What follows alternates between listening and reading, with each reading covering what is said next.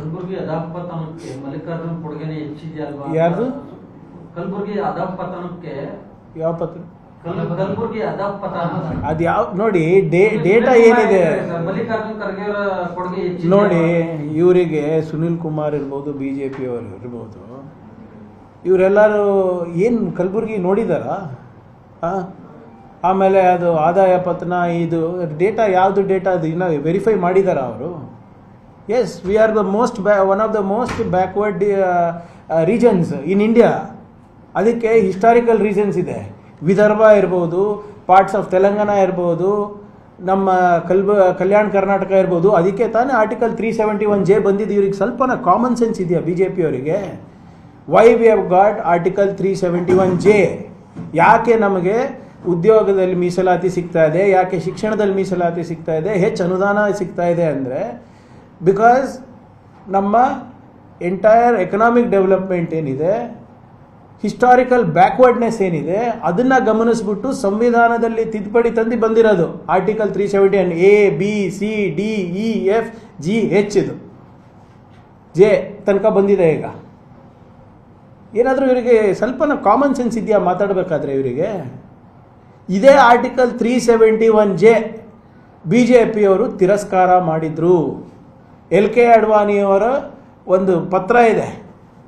ಏನಾದರೂ article 371J ನಾವು ಕಲ್ಯಾಣ ಕರ್ನಾಟಕಕ್ಕೆ ಕೊಟ್ಬಿಟ್ರೆ ಸಿವಿಲ್ ವಾರ್ ಆಗಿಬಿಡುತ್ತೆ.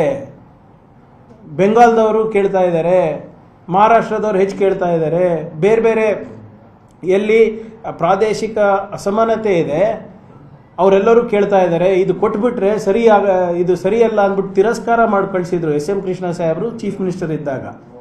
ಅದೇ 371J ಖರ್ಗೆ ಸಾಹೇಬರು, ಧರಮ್ ಸಿಂಗ್ ಸಾಹೇಬ್ರ ಒಂದು ಹೋರಾಟದಿಂದ ಪಾರ್ಲಿಮೆಂಟಲ್ಲಿ ಪಾಸ್ ಆಗಿರೋದು. ಇವರಿಗೇನಾದರೂ ಸ್ವಲ್ಪ ಅದ್ರ ಬಗ್ಗೆ ಇತಿಹಾಸ ಗೊತ್ತಿದೆಯಾ? Because we are historically backward, ಅದಕ್ಕೆ ಎಕನಾಮಿಕಲಿ ಬ್ಯಾಕ್ವರ್ಡ್. ನಿಮಗೆಲ್ಲ ಇದು ಬೇರೆ ಬೇರೆ ಸಂಸ್ಥಾನಗಳಿದ್ರಪ್ಪ, ನಮ್ಮ ಕಡೆ ಇರಲಿಲ್ಲ. ಇವರಿಗೇನಾದರೂ ಅದ್ರ ಬಗ್ಗೆ ಅರಿವಿದ್ರೆ, ಚರ್ಚೆಗೆ ಬರೋಕ್ಕೆ ರೆಡಿ ಇದ್ರೆ, we are ready to discuss. ಹೇಗಿತ್ತು ಏನಿತ್ತು? ರೈಲ್ವೆ ಡಿವಿಷನ್ ಮಾಡಿಸಿದ್ರಲ್ಲಪ್ಪ ಖರ್ಗೆ ಸಾಹೇಬರು, ಯಾಕೆ ಕ್ಯಾನ್ಸಲ್ ಮಾಡಿದ್ರಿ ನಿಮ್ಮ BJPದವರು? IIT ರಾಯಚೂರು ಬೇಡಿಕೆ ಇದೆ, ಯಾಕೆ ಕೊಡಿಸ್ತಾ ಇಲ್ಲ ನೀವು? ರೈಲ್ ವೀಲ್ ಫ್ಯಾಕ್ಟ್ರಿ ಒಂದು ಯಾದಗಿರಿನಲ್ಲಿ ಖರ್ಗೆ ಸಾಹೇಬರು ಹಾಕಿದ್ರು, ಅದರದ್ದು ಪ್ರೊಡಕ್ಷನ್ ಯಾಕೆ ಕಮ್ಮಿ ಮಾಡಿದ್ರಿ? ಫಾರ್ಮಾ ಕಂಪನಿಗಳು ಇವತ್ತು ಕಡೇಚೂರು ಇಂಡಸ್ಟ್ರಿಯಲ್ ಏರಿಯಾ ಕಡೆ ಮುಖ ಮಾಡ್ತಾ ಇದೆ ಅಂದರೆ ಅದಕ್ಕೆ ಖರ್ಗೆ ಸಾಹೇಬ್ರ ಕಾರಣ. ನಿಮ್ಮ ಕೊಡುಗೆ ಏನಿದೆ? ಅದಕ್ಕೆ 371 ತಿರಸ್ಕಾರ ಮಾಡಿದ್ರಿ, ಅದಕ್ಕೆ ಅನುದಾನ ತಿರಸ್ಕಾರ ಮಾಡಿದ್ರಿ.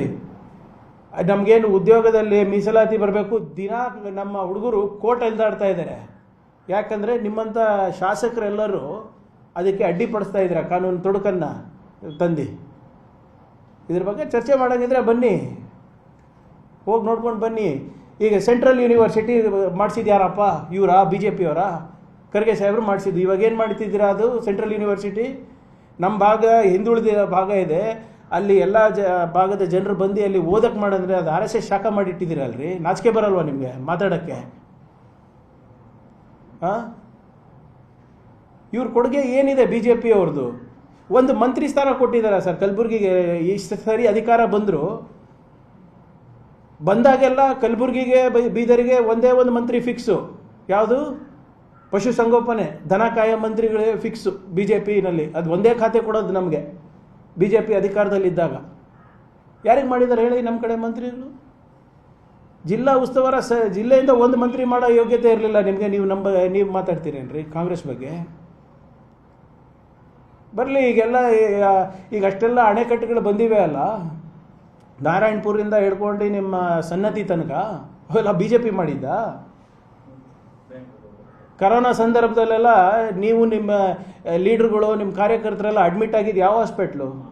Kalaburagi institute of medical sciences got in by Congress party, ESIC got in by Congress party, Jayadeva got in by Congress party. ಅಲ್ಲಿ ಹೋಗಿ ನಮ್ಮ ಹಾಸ್ಟೆಲ್ಗಳು ನೋಡ್ಕೊಂಡು ಬನ್ನಿ, ಸೋಷಿಯಲ್ ವೆಲ್ಫೇರ್ ಇದ್ದಾಗ ನಾವೇನೇನು ಮಾಡಿದ್ದೀವಿ ಅಂತ.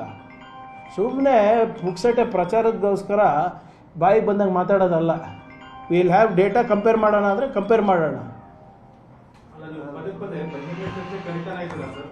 ಯಾವಾಗಲೂ ಬಿಜೆಪಿ ಲೀಡರ್ಗಳು ಬರ್ತಾ ಇಲ್ವಲ್ಲ ಸರ್ ಸಿದ್ದರಾಮಯ್ಯ? ಏನಾದರೂ ಕಂಟೆಂಟ್ ಇದ್ದರೆ ಬರ್ತಾರಲ್ಲ ಇವರು.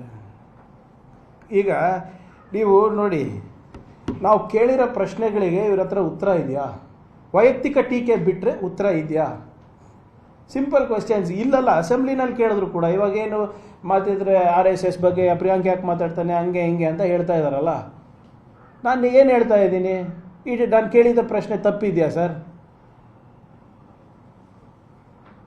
ರಿಜಿಸ್ಟರ್ಡ್ ಇದೆಯಾ ಇಲ್ಲ ಅಂತ ಕೇಳೋದು ತಪ್ಪಾ ಸರ್? ಹಾಂ, ಮುಖದ ಮೇಲೆ ಬಿಸಾಕಿ, ನನ್ನ ಮುಖದ ಮೇಲೆ ಬಿಸಾಕಿ ನೀವು ಪೇಪರ್ನ, ರಿಜಿಸ್ಟ್ರೇಷನ್ ಡಾಕ್ಯುಮೆಂಟ್ಸ್ನ ತಗೊಳಪ್ಪ, ಬಾಯಿ ಮುಚ್ಕೊಂಡಿರು ಅಂತ ಯಾರು ಬೇಡ ಅಂದಿದ್ದಾರೆ?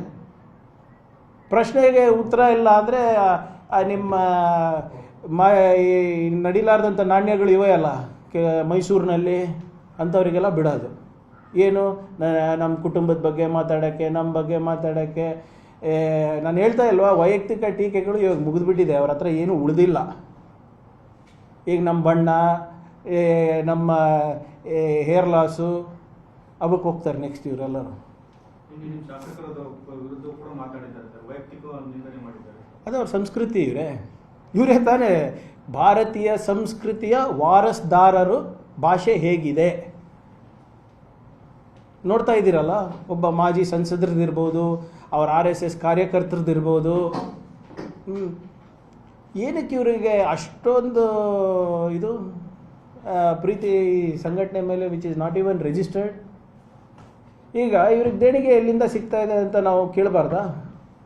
ಈಗ ನೀವೇ ಹೇಳಿ, ನೀವೆಲ್ಲರೂ ಭಾಳ ವರ್ಷದಿಂದ ಈ ಏನು ಕರ್ನಾಟಕದ ಸಾಮಾಜಿಕ, ಧಾರ್ಮಿಕ ಹಾಗೂ ರಾಜಕೀಯ ವಲಯಗಳನ್ನು ನೀವು ಕವರ್ ಮಾಡ್ತಾ ಇದ್ದೀರಾ. ಒಂದು ದೇವಸ್ಥಾನದಲ್ಲಿ ಹುಂಡಿ ಇರುತ್ತೆ, ಆ ಹುಂಡಿನಲ್ಲಿ ದೇಣಿಗೆ ಹೋಗುತ್ತೆ, ಹೌದಾ? ಒಪ್ತೀರಾ? ಅದು ಲಾಕ್ ಆಗಿರ್ತದೆ ಹುಂಡಿ. ಅದು ತೆಗಿಬೇಕಂದ್ರೆ ಸರ್ಕಾರಿ ಅಧಿಕಾರಿಗಳು ಬರಬೇಕು. AC ಇರ್ಬೋದು, ತಹಸೀಲ್ದಾರ್ ಇರ್ಬೋದು, ಯಾರೋ ಕೆಲವು ಜನ ನಾಮಿನೇಟ್ ಮಾಡಿರ್ತಾರೆ. ಎಲ್ಲರ ಸಮಕ್ಷಮದಲ್ಲಿ ಅದು ಬೀಗ ತೆಗಿತಾರೆ. ಅದರಿಂದ ಅಲ್ಲಿ ಏನು ಯಾರಾದರೂ ಉಂಗುರ ಹಾಕಿರ್ತಾರ, ಬಂಗಾರ ಹಾಕಿರ್ತಾರ, ಬೆಳ್ಳಿ ಹಾಕಿರ್ತಾರ, ಅಥವಾ ದುಡ್ಡು ಹಾಕಿರ್ತಾರ, ಚಿಲ್ಲರೆ ಹಾಕಿರ್ತಾರ, ಎಲ್ಲನೂ ತೆಗಿತಾರೆ ಟ್ರಾನ್ಸ್ಪರೆಂಟಾಗಿ, ಹೌದಾ ಇಲ್ವಾ? ತೆಗೆದ್ಬಿಟ್ಟು ಲೆಕ್ಕ ಮಾಡಿ ಎಷ್ಟಿದೆ ಅಂತ ರಿಜಿಸ್ಟರ್ ಮಾಡ್ಕೊಂಡು ವಾಪಸ್ಸು ದೇವಸ್ಥಾನದ ಜೀರ್ಣೋದ್ಧಾರಕ್ಕೆ ಕೊಡ್ತಾರೆ. ಕರೆಕ್ಟಾ? ಈಗ ದೇವಸ್ಥಾನದಲ್ಲಿ ಇರೋ ಹುಂಡಿಗೆ ಜನರು ಹಾಕ್ತಾ ಇರೋದು ಲೆಕ್ಕ ಸಿಗ್ತದೆ. RSSಗೆ ದೇಣಿಗೆ ಕೊಡ್ತಾ ಇರುವಂಥ ಲೆಕ್ಕ ಯಾಕೆ ಸಿಗ್ತಾ ಇಲ್ಲ ನಿಮಗೆ? ದೇವ್ರಿಗಿಂತ ದೊಡ್ಡವರಾಗ್ಬಿಟ್ರೆ ಇವರು? ಇಲ್ಲ ವಾಲಂಟ್ರಿಯಾಗಿ ಕೊಡ್ತಾರೆ. Very good. I want to know who the volunteers are. I want to know who is giving how much. ದೇವಸ್ಥಾನಗಳಲ್ಲಿ ಇರುವಂಥ ದುಡ್ಡನ್ನು ಎಣಿಸ್ಬಿಟ್ಟು ವಾಪಸ್ಸು ಜೀರ್ಣೋದ್ಧಾರ ಕೊಡ್ತಾ ಇದ್ದೀವಿ. ಇವ್ರಿಗೆ ಎಲ್ಲಿಂದ ಬರ್ತಾ ಇದೆ ಆದಾಯ? ದೊಡ್ಡ ದೊಡ್ಡ ಬಂಗ್ಲೆ ಕಟ್ಟಿಸ್ತಾ ಇದ್ದಾರೆ, ದೊಡ್ಡ ದೊಡ್ಡ ಕಚೇರಿಗಳು ಕಟ್ಟಿಸ್ತಾ ಇದ್ದಾರೆ, ದೊಡ್ಡ ದೊಡ್ಡ ಕಾರ್ಗಳಲ್ಲಿ ಇವರೆಲ್ಲ ಓಡಾಡ್ತಾರೆ. ಹೆಂಗೆ ಸರ್? ಈಗ ಯಾವುದೇ ಸಂಸ್ಥೆಗೆ ದೇಣಿಗೆ ಎಲ್ಲಿಂದ ಬರ್ತಾ ಇದೆ ಅಂತ ಗೊತ್ತಾಗಬೇಕಲ್ಲ? ಹೆಂಗೆ ಗೊತ್ತಾ? ಇವರು ರಾಜ್ಯದಿಂದ ಬರ್ತಾ ಇದೆಯಾ, ಹೊರ ರಾಜ್ಯದಿಂದ ಬರ್ತಾ ಇದೆಯಾ, ಹೊರ ದೇಶದಿಂದ ಬರ್ತಾ ಇದೆಯಾ? ಈಗ ನಾನು ಯಾವುದೋ ಒಂದು NGO ಸ್ಟಾರ್ಟ್ ಮಾಡಿದ್ರೆ ಲೆಕ್ಕ ಕೊಡಬೇಕಲ್ಲ? ಇವ್ರದ್ದು NGO ಅಂತ ಪ್ರೈಮ್ ಮಿನಿಸ್ಟರ್ ಹೇಳ್ತಾ ಇದ್ದಾರಲ್ಲ, ಲೆಕ್ಕ ಕೊಡಿ ಸ್ವಾಮಿ ಅಂತ ಕೇಳ್ತಾ ಇದ್ದೀವಿ. ಅದಕ್ಕೇನಂತೆ? ಏನು ಅವ್ರಲ್ಲಿ ಟ್ರಾನ್ಸ್ಪರೆನ್ಸಿ ಅನ್ನೋದಿಲ್ವಾ? 100 ವರ್ಷದಿಂದ ನಡ್ಕೊಂಡು ಬಂದರೆ 101ನೇ ವರ್ಷನೂ ನಡಿಬೇಕಂತೇನಿದೆ? ಈಗ ಅದೇ ತಪ್ಪಾಗಿರೋದ್ರಿ ನಮ್ಮದು. ದೊಡ್ಡ ಮನ್ಸು ಮಾಡಿ ಮಾಡಿ ಮಾಡಿ ಮಾಡಿ ಸರ್ದಾರ್ ಪಟೇಲ್ ಅವರಿಂದ ಹಿಡ್ಕೊಂಡು ಇಂದಿರಾ ಗಾಂಧಿ ಅವ್ರ ತನಕ ದೊಡ್ಡ ಮನ್ಸು ಮಾಡಿ ಮಾಡಿ ಮಾಡಿ ಇವ್ರು ಹಿಂಗೆ ಬೆಳೆದ್ಬಿಟ್ಟಿದ್ದಾರೆ. ಎಲ್ಲ ಹಿಂದುಳಿದ ವರ್ಗದವರಿಗೆ, ದಲಿತರಿಗೆ, ಆರ್ಥಿಕವಾಗಿ ಹಿಂದುಳಿದ ಮೇಲ್ವರ್ಗದವರಿಗೆ ಕಾಳು ಹಾಳು ಮಾಡೋಕ್ಕೆ ಇಟ್ಕೊಂಡಿರೋದು ಇವರು. ಇವರೆಲ್ಲರೂ ಮೊನ್ನೆ ಯಾವುದೋ ಒಂದು ಸ್ಟೇಟ್ಮೆಂಟ್ ನೋಡ್ತಾ ಇದೆ, ಯಾರೋ ಮಹಾನ್ ಭಾವ ಹೇಳ್ತಾ ಇದ್ದ, RSSನಲ್ಲಿ ಜಾತಿ ಅನ್ನೋದೇನೂ ಇಲ್ಲ, ಎಲ್ಲರಿಗೂ ನಾವು ಕರ್ಕೋತೀವಿ. ಹೌದು, ಕರ್ಕೋತೀರಾ? ಆಳು ಮಕ್ಕಳಿಗೆ ಕರ್ಕೊತೀರಾ? ಪದಾಧಿಕಾರಿಗಳು ಮಾಡ್ತೀರಾ? ಮಾಡಿ. ಯಾವುದು ಅವ್ರದ್ದು ಟಾಪ್ ಪೊಸಿಷನ್ ಯಾವುದು ಸರ್? ಸರ್ ಸಂಘ ಸಂಚಾಲಕ ಅಲ್ಲ, ಸರ್ ಸಂಘ ಸಂಚಾಲಕ, ಸಂಘ ಚಾಲಕ. ಹಾಂ, ಸರಸಂಘ ಚಾಲಕ. ಕೊಡಿ ಒಬ್ಬರು ದಲಿತರಿಗೆ, ಮಹಿಳೆಯರಿಗೆ. ಯಾಕೆ ಅದು ಒಂದೇ ಒಂದು ಕಮ್ಯುನಿಟಿಗೆ ಸೀಮಿತ? ಕೊಡಿ ಸರ್, ಅವಾಗ ನಂಬ್ತೀವಿ. ನನಗಿನ್ನೂ ನೆನಪಿದೆ, ಕಾಗೇರಿ ಸಾಹೇಬರು ಸ್ಪೀಕರ್ ಇದ್ದಾಗ ನನಗೆ ಹೇಳಿದರು, ಪ್ರಿಯಾಂಕರ್ಗೆ ಒಂದಿನ ಮುಸಲ್ಮಾನರು ದಲಿತರು ಕೂಡ RSSಗೆ ಒಪ್ಪಲೇಬೇಕಾಗುತ್ತೆ ಅಂತ ಒಂದು ಸನ್ನಿವೇಶ ಬರುತ್ತೆ ಅಂತ ಸ್ಪೀಕರ್ ಆಗಿದ್ದಾಗ ಅಸೆಂಬ್ಲಿನಲ್ಲಿ ಹೇಳ್ತಾರೆ. ನಾನು ಹೇಳಿದೆ, ದಲಿತರಿಗೆ ಮಾಡಿರಿ, ಮೋಹನ್ ಭಾಗವತ್ ಅವ್ರಿಗೆ ಇಳಿಸ್ಬಿಟ್ಟು ದಲಿತರಿಗೆ ಮಾಡಿ, then we will know. Full assembly ಎಲ್ಲ ಕೋಲ ಹೋಯ್ತು, ಸಸ್ಪೆಂಡೇ ಅದು ಇದನ್ನೇ ಮಾಡಿಬಿಟ್ರು, ಮುಂದಕ್ಕೆ ಹಾಕ್ಬಿಟ್ರು ಅಸೆಂಬ್ಲಿ. ಸುಮ್ಮನೆ ಇವೆಲ್ಲ ಈ ಲಾಜಿಕಲ್ ಪ್ರಶ್ನೆಗಳು ಕೇಳ್ತಾ ಇದ್ದೀನಿ, ಅದಕ್ಕೆ ಉತ್ತರ ಕೊಡಿಯಪ್ಪ ಅಂದರೆ ವೈಯಕ್ತಿಕ ಟೀಕೆಗೆ ಇಳಿದ್ರೆ ನಾನೇನು ಹೇಳಿ? ಇದು ಕೊನೆಯಲ್ಲಿದೆ ಹೇಳಿ. ಈಗ ಯಾರೋ November 2 ಕೋರ್ಟ್ ಆದೇಶ, ಈಗ ಇವ್ರು ಮಾಡಬೇಕಾಗಿತ್ತು ಯಾವತ್ತು ರೀ? ಅಕ್ಟೋಬರ್ನಲ್ಲಿ ಯಾವಾಗ ಮಾಡಬೇಕಾಗಿತ್ತು? ಪ್ರಿಯಾಂಕರ್ಗೆ ಕೋರ್ಟು ಕಪಾಳ ಮೋಕ್ಷ, ಮುಖಭಂಗ, ಈಗ ನೋಡಿ ಹೆಂಗೆ ಮಾಡ್ತೀವಿ, ಯಾಕೆ ಮಾಡಿಲ್ಲ ಇನ್ನು? ಮತ್ತೆ ಈಗ ಇವ್ರು ಕೋರ್ಟ್ ಡೈರೆಕ್ಷನ್ಸ್ನ ಫಸ್ಟ್ ಆಫ್ ಆಲ್ ಮಿಸ್ಇಂಟರ್ಪ್ರೇಟ್ ಮಾಡ್ತಾರೆ ಪಬ್ಲಿಕ್ನಲ್ಲಿ. ಅದಾದಮೇಲೆ ಯಾರ್ಯಾರೋ ಕೆಲಸಕ್ಕೆ ಬರಲಾರ್ದವ್ರು ಅವರೆಲ್ಲ ಬಂದ್ಬಿಟ್ಟು ಮೈಕ್ನಲ್ಲಿ ಇಲ್ಲ ಅದು ಏನೇ ಆದ್ರೂ ನಾವು ಮಾಡೇ ಮಾಡ್ತೀವಿ ಅಂದರೆ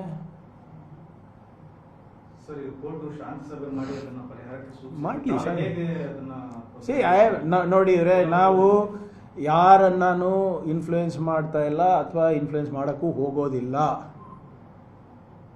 ನಾನು ನಿಮ್ಮ ಮುಂದೆ ಏನು ಮಾತಾಡ್ತೀನಿ ಪಬ್ಲಿಕ್ನಲ್ಲೂ ಅದೇ ಮಾತಾಡೋದು. ನಾನು ಏನು ಖಾಸಗಿಯಾಗಿ ಒಂದು ಮತ್ತು ಸಾರ್ವಜನಿಕರಲ್ಲಿ ಒಂದು ನಮ್ಮದು ಮಾತು ಹಿಂದೆ ಇಲ್ಲ ಮುಂದೆ ಇಲ್ಲ. ಅಲ್ಲಿ 3-4 ಥರ ಪಿಟಿಷನ್ಸ್ ಇವೆ. ಒಂದು ಇವ್ರು ಮಾಡಬೇಕು, RSS ಅವ್ರು ಮಾಡಬೇಕು ಅಂತ. ಇನ್ನೊಬ್ಬರು ಕಾನೂನು ಬಾಹಿರವಾಗಿದೆ, ಈ ಗೌರ್ಮೆಂಟ್ ಆದೇಶ ನೀಡಿದೆ, ಅದು ನೀವು ಮಾಡಲಿಕ್ಕಾಗಲ್ಲ ಅಂತ ಕೆಲವರು. ಇನ್ನು ಕೆಲವರು ನೀವು ಅಲ್ಲಿ ನಮ್ಮ ಏನೋ ಜನಪ್ರತಿನಿಧಿಗೆ ಬೈದ್ಬಿಟ್ಟು ಅಲ್ಲೇ ಬಂದು ನೀವು ಮಾಡ್ತಾ ಇದ್ರೆ ಸಮಾಜಗಳಿಗೆ ಘಾಸಿ ಉಂಟಾಗಿದೆ ಅಂತ ಅವರು ಒಂದು ಮಾಡಬೇಕು ಅಂತಾರೆ. ಅದು ಹೊರತುಪಡಿಸಿ ಕುರುಬ ಸಮಾಜದವರು ST ಪ್ರೊಟೆಸ್ಟ್ ಮಾಡಬೇಕು ಅಂತ ಇದ್ದಾರೆ ಮೊನ್ನೆಯಿಂದ. ಅದ್ರ ಜೊತೆಗೆ ಈಗ ಕೋಲಿ ಸಮಾಜದವ್ರು ಮಾಡಬೇಕಂತ ಇದ್ದಾರೆ. ನಾಗರಿಕರ ಸಭೆ ನಾಗರಿಕರ ಒಂದು ಒಕ್ಕೂಟ ಅವರು ಈ ತತ್ವವನ್ನೇ ಪ್ರಶ್ನೆ ಮಾಡಿಬಿಟ್ಟು ಕೇಳಿದ್ದಾರೆ ಕಲಬುರಗಿನಲ್ಲಿ. ಸೊ ಈಗ ಆಲ್ಮೋಸ್ಟ್ 11 ಜನ ಬೇರೆ ಬೇರೆ ಸಂಘಟನೆದವರು ಕೇಳಿದ್ದಾರೆ. ಈಗ ಇಂಥ ಸಂದರ್ಭದಲ್ಲಿ ಏನು ಮಾಡೋ, ಶಾಂತಿ ಸಭೆ ನಡೆಸೋಕ್ಕೆ ಕೋರ್ಟ್ ಹೇಳಿದ್ದಾರೆ, ನಡೆಸ್ತಾರೆ ಅಧಿಕಾರಿಗಳು. ಆದರೆ ಏನು ಔಟ್ಕಮ್ ಇದೆ, ಅವ್ರೇನು ಅನಿಸಿಕೆ ಇದೆ ಯಥಾವತ್ತಾಗಿ ಕೋರ್ಟಿಗೆ ಸಬ್ಮಿಟ್ ಮಾಡಲಿಲ್ಲ. Court take an order, take A decision. ನಾವು ಇಲ್ಲ, ಸರ್ಕಾರ ಅಂದರೆ ಅಧಿಕಾರಿಗಳಿರ್ತಾರೆ, ಅವರೇ ಎಲ್ಲ ನಡೆಸ್ಕೊಡ್ಬೇಕಾಗಿರೋದು. ಶಾಂತಿ ಸಭೆನ ಅವ್ರು ನಡೆಸ್ಕೊಡ್ತಾರೆ. ಅವರೆಲ್ಲ ಅಲ್ಲಿ ಏನು ತೀರ್ಮಾನ ಆಗ್ತದೆ ಅದು ಕೋರ್ಟಿಗೆ ಸಬ್ಮಿಟ್ ಮಾಡ್ತಾರೆ. ಕೋರ್ಟಲ್ಲಿ ಏನು ತೀರ್ಮಾನ ಆಗ್ತದೆ ಅದು ನಾವು ಪಾಲನೆ ಮಾಡಲೇಬೇಕಾಗುತ್ತೆ. ಈಗ ಹಿಂದೆನೂ ಮಾಡಿದ್ದೀವಿ, ಇವತ್ತು ಮಾಡ್ತೀವಿ, ಮುಂದೆ ಕೂಡ ನಾವು ಮಾಡ್ತೀವಿ.